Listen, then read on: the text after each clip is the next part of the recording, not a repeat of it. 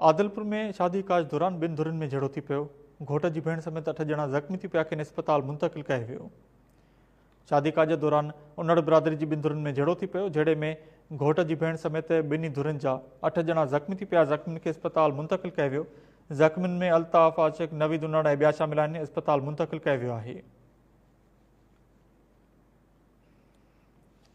अवां खे अपडेट कयूं त आदिलपुर में शादी काज दौरान बिन धुरनि में झड़ो थी पियो। घोट जी भेण समेत 8 ॼणा ज़ख़्मी थी पिया। ज़ख़्मियुनि खे अस्पताल मुंतकिल कयो वियो आहे।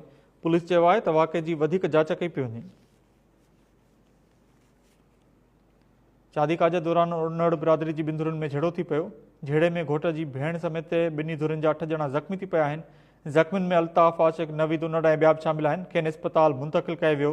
पुलिस चयो आहे त वाक़े जी वधीक जांच कई पई वञे।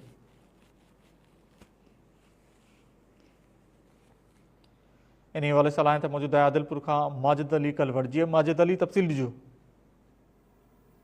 जी, आदिलपुर उन्नड़ पाड़े जे जेका त उन्नड़ बिरादरी जा माण्हू शादी काज दौरान उन्नड़ बिरादरी जी बिन धुरनि में मामूली ॻाल्हि सां झड़ो थी पियो, जंहिंमें 8 खां मथे जेके औरतुनि ऐं मर्दनि समेत मासूम ॿारनि समेत ज़ख़्मी थी पिया आहिनि। ज़ख़्मियुनि में आशिक़, नवीद, मर्द ऐं ॿिया शामिल आहिनि। ज़ख़्मियुनि खे हिन वक़्तु अस्पताल घोटी मुंतकिल कयो आहे। जहिड़े बाद जेको ख़ुशी जो माहौल मातम में तब्दील थी वियो आहे। जॾहिं त उन्नड़ बिरादरी माण्हू आदिलपुर जेका त थाणे भरिसां जेको आहे वेठल आहिनि। ऐं जॾहिं त अॼु सुबुह सां जेका राति जे खां पोइ वरी हिकिड़ो ॿीहर जहिड़ो थियो, जंहिंखां पोइ SHO आदिलपुर जी अॻुवाणी में पहुची करे ॿिन्ही धुरनि जा माण्हू जेके गिरफ़्तार करे लॉकअप करे छॾिया आहिनि। जी, वॾी महिरबानी अपडेट करण लाइ माजिद कलवड़।